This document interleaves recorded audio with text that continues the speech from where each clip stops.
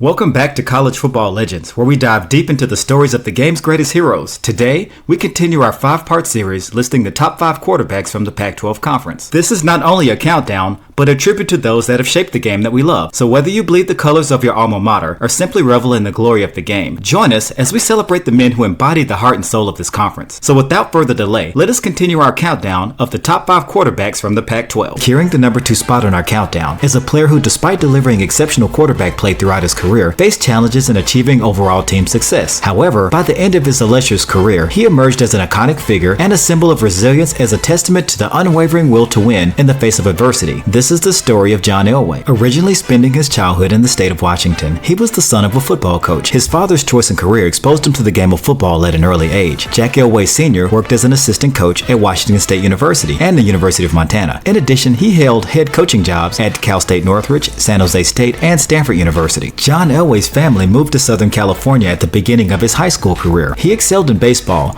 but drew national attention as a quarterback at Granada Hills High School. Selected as a parade All-American, along with future NFL Hall of Fame inductees Eric Dickerson and Dan Marino, John Elway received offers from every major program on the West Coast. He was also faced with the choice of pursuing baseball as a second-round draft pick by the New York Yankees. Despite the lucrative offer to play for the Yankees, Elway chose to play quarterback at Stanford University. As a two-sport standout, he displayed elite athletic ability in baseball and in football. Despite his strong arm and leadership, the Stanford Cardinal was never able to experience a winning season. Individually, Elway's career stats were off the chart, passing for 9,300 yards with 77 touchdowns. In his senior year and final game of his collegiate career, he threw for a touchdown pass, taking the lead against their rival California University. With the lead and seconds left to play, it appeared that Elway was going to end his college career on a positive note. However, on the ensuing kickoff, Cal lateraled the ball several times as an act of desperation and miraculously returned the kick for a touchdown as time expired. This tragic ending ruined Stanford's chance of achieving the postseason. Simultaneously, it ruined John Elway's chance of winning the Heisman Trophy. This miracle appears in highlight reels even today. As the top-rated quarterback in the 1983 draft,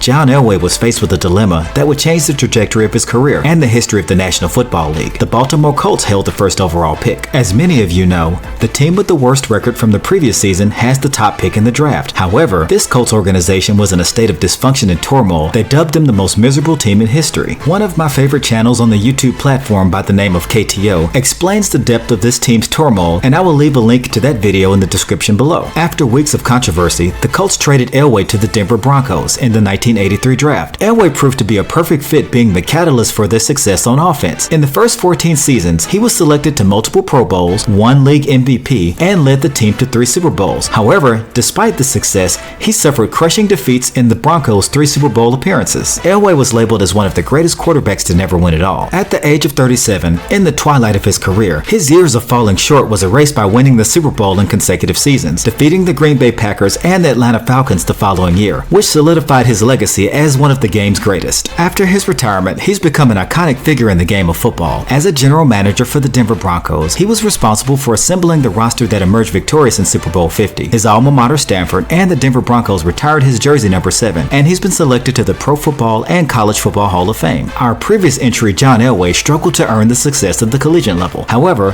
had a professional career that made him an icon. That concludes today's entry in our countdown of the top 5 quarterbacks from the Pac-12. Please comment who you think will appear in the next episode. If you enjoyed this video and would like to continue with this countdown, be sure to like and subscribe to our channel. By subscribing, you'll never miss an episode of College Football Legends, where we celebrate the unforgettable players and moments that define the sport we love.